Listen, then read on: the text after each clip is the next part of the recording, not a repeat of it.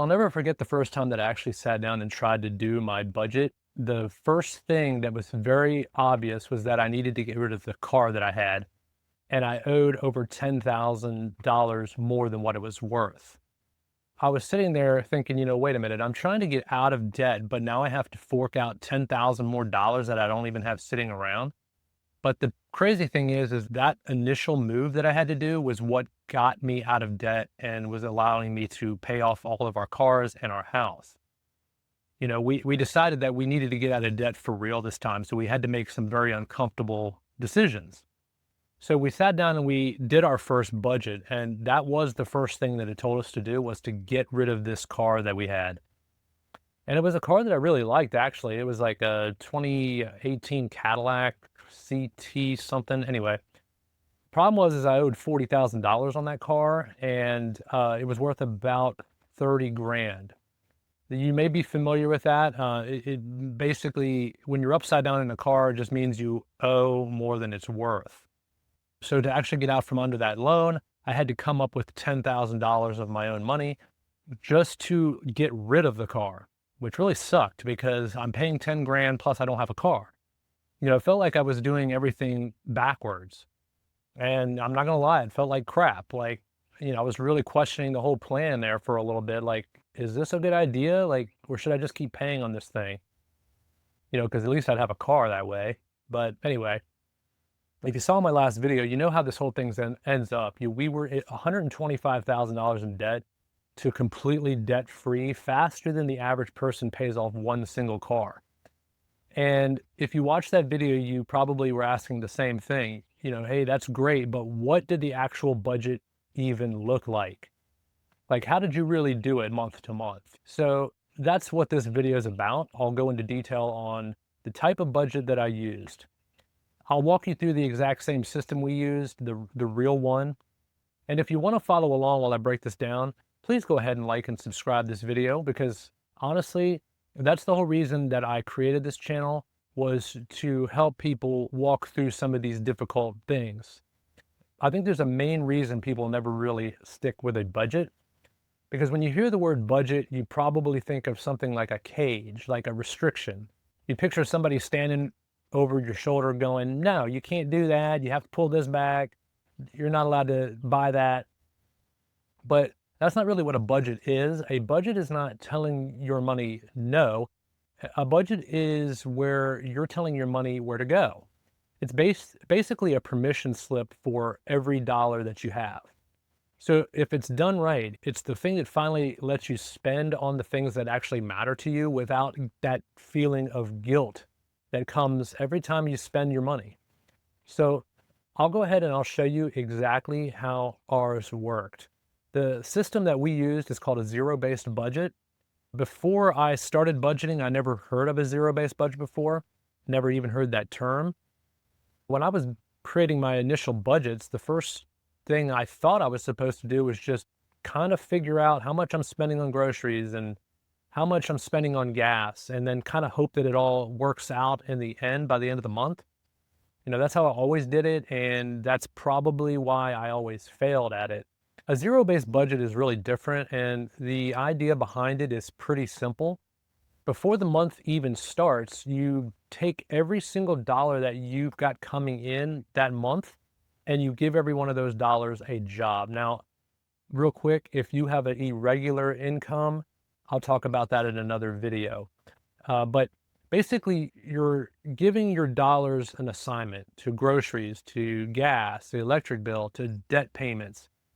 And you keep handing those jobs out until you've got exactly $0 sitting there with nothing to do. Every dollar is getting assigned. But I want to be clear because that doesn't mean you go to $0 in your bank account. It just means that $0 don't have a job. Every dollar gets told where to go before the month even starts. So how did I actually do that in real life? At first, I was paying for it. There are some good tools out there and apps that will teach you how to do a zero-based budget very quickly and easily. The first one I used was called Every Dollar, which is from Dave Ramsey. But then I quickly went to a different one called You Need a Budget, or YNAB is what I call it. But honestly, they're both solid tools. They're the first ones that taught me how to sit down and really hammer out a zero-based budget. But here's the part that nobody really mentions is that those cost money and you're trying to save money. So every single month, I was paying for these apps and they still had some quirks and things that kind of drove me nuts. So after a while, I thought, hold on a second. This is really just math. And I can build this myself in a spreadsheet. And that's exactly what I did. I rebuilt the whole thing in a simple spreadsheet that I controlled. I was able to map out where every dollar went right on the spreadsheet. Oh, by the way, anything that I think is helpful for you, I'll drop in the description below so you can check out some of the spreadsheets I've made. Here's the part that I think matters the most, and it's exactly where most people end up quitting. You see, people think a budget has to be rigid. Once you write it down, it's set in stone, and the second you mess it up, you failed. So you just throw the whole thing out and say, screw this. But ours was the complete opposite. Ours was actually fairly flexible, which was nice. We kept all of our money in our regular bank account. Some people do like the whole cash envelope thing, which is an option, where you like stuff cash in envelopes and then you say, this is how much I'm going to spend on my groceries this month. But we tried that. And honestly, for me, it was a real pain to deal with that. So all of our money still stayed in digital form in our bank account, and we managed it on paper inside of the budget. And because the budget was so flexible, if we ever went somewhere, say if we overspent more on groceries for the week, we didn't have to freak out about it.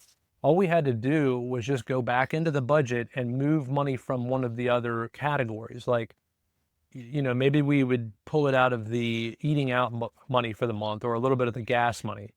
So you just pull it from somewhere else and then the whole thing balances right back to zero. Now, the whole catch is that this is really the secret, is that you've got to actually be in there and doing the work. I was looking at our budget every couple of days, not for hours or anything like that, but just a couple of minutes, checking the numbers, moving stuff around, and that's it. I think a lot of people get scared to just look at the money and just be honest, but just going in there and just looking at that one little tiny habit is what changed the entire game for us. So where do you actually start once you've got the budget built? The very first thing that before we threw any dollars at the debt is we saved up a small emergency fund of just $1,000.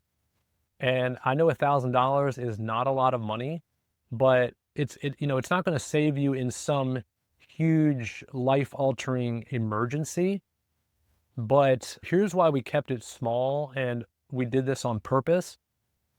That $1,000 cushion was just enough to cover small things, like a small car repair or maybe a minor water heater repair or something like that. Just enough so that one bad week wouldn't send us running back to a credit card. We kept it real low on purpose because honestly, the discomfort of not having a ton of money in an emergency fund was the whole point of that. It really didn't give us much of a cushion, but just barely enough to keep a fire lit under us. It made us want to get that debt killed as quick as possible so that we could get back into building that emergency fund up. And something that people don't think of too is really at the end of the day, like if the emergency was just so awful, I guess we could have gone out and borrowed the money again on a credit card or something. But I didn't like that idea. But you never know what could happen, but it did not happen. So that little bit of fear is exactly what kept us moving. So with that $1,000 sitting in the bank, we pointed every other dollar we had at our debt, and we did it in a very specific order. We followed the Dave Ramsey plan pretty much to the letter. We listed out all of our debts from the smallest balance to the largest one. And then you just ignore interest rates completely, whether you have 0% or whatever. That didn't matter. You go from the smallest balance of what you owe and pay that off first. And then you throw every extra dollar you can find at that smallest debt until it's gone. And then you just pay minimums on all the other ones. Then when that first balance is dead and gone, You take all the money that you were throwing at that plus the minimum you were paying on the next one and you roll that into the next debt. So that right there is called the snowball method. So every debt you knock out makes the next one fall even faster. You're just rolling those payments up. Now, and you're basically paying the same amount each month that you were paying anyway.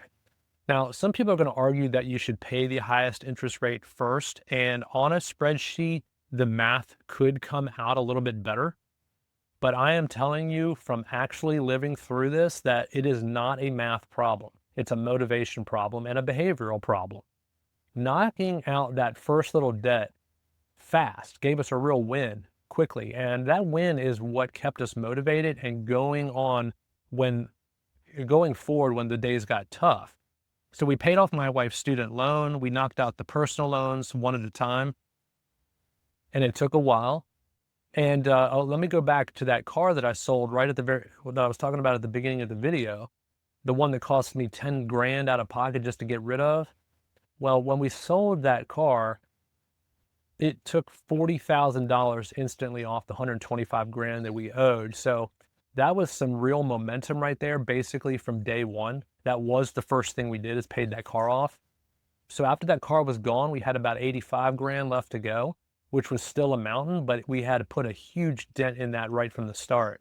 So it was a shrinking mountain, and we could actually feel it shrinking, which is very important.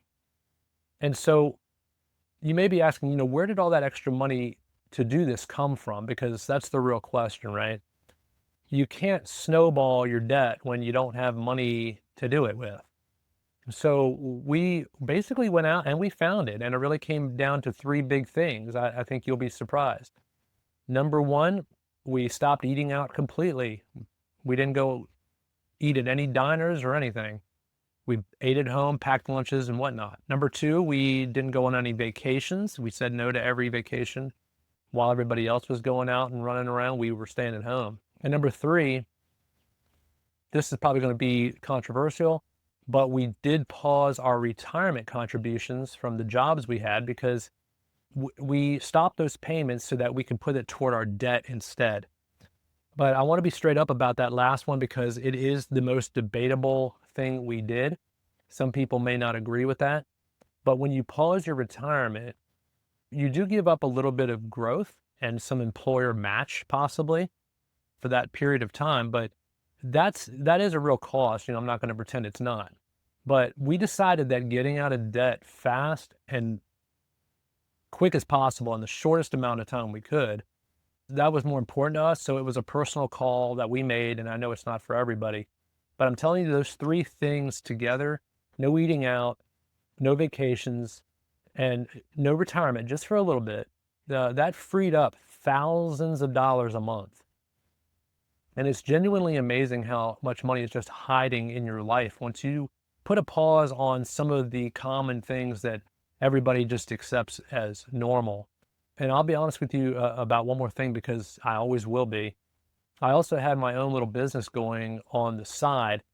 And yeah, that helped. I know that's not an advantage that everybody has, but I'll admit, I even feel a little guilty about talking about this as if I had some kind of a one up that other people might not have had. But here's what I have to keep reminding myself, and what I really want you to hear is I built that business by myself from the ground up, from nothing, on the side while I was still working a full-time job. Nobody handed that to me. So, and way more important than that, the business is not what got us out of the debt. It was the behavior behind our intentions and what we were doing that got us out of the debt. So the budget is what did that. The business income just helped us a little bit further from the start. And if you don't have a business on the side, you'll just go a little bit slower, and that's completely fine. That's pretty normal with most people. A slower plan that actually gets you to the finish, to the exact same place, is fine. Debt-free is debt-free, whether it took 3 years or 5 years or whatever. So that's the whole machine, start to finish. Really, like a zero-based budget is where every dollar has a job. It's kept nice and flexible. You look at it every few days. You have a small starter emergency fund, just enough to keep you safe from small inconveniences. But It also keeps you a little bit hungry.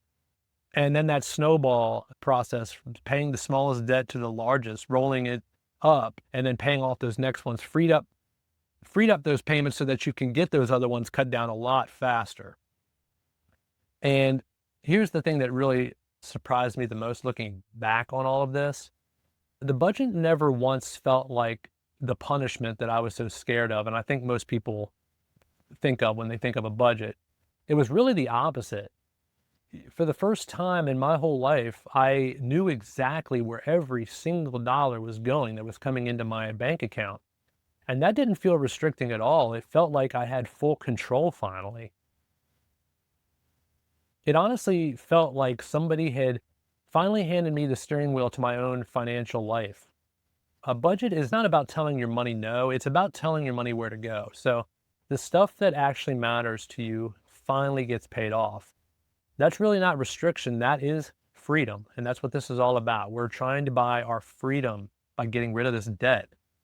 And you don't need a fancy app to do it. You don't need a huge income either. You just need a plan. Every dollar pointed on purpose and the honesty to actually look at it every few days.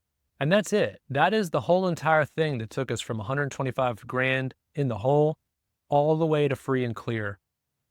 And if you want to keep walking through this stuff with me, like getting out of debt, building a little bit of wealth, getting your money pointed at your own freedom, then please like and subscribe and stick around because that's what I'll be talking about here in this channel from here on out. I hope you enjoyed this video. My name is Steve, and I'll see you in the next one.